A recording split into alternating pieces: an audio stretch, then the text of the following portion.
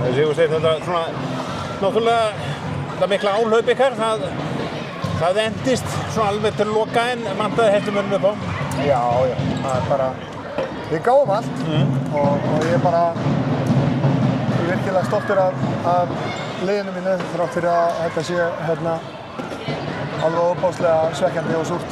Já, það hlýtur að vera það eftir ríkjandi meistarar og deildarmeistarar. Já, og bara með lið hérna sem er bara búið að gefa allt sitt og búið að vera svakalega vetur og ganga á ýmsu og eins og segi, ég á ekki til nógu öflug orð til að hrósa liðinu mínu í rauninni fyrir veturinn, sko. Og leikurinn í dag, ég menna þið náðu hérna rosalegu áhlaupi 10-12 mínútur fyrir leikslok og náðu jafna og þá er þetta náttúrulega bara mógum vinnu mógum tapar eftir það. Já, það var bara eftir hrenninguna. Við vorum náttúrulega bara óánægðir með fyrri hálfleikinn okkar. Við vorum að spila hann mjög illa og aðstæðlegu tempói og við vorum ekki að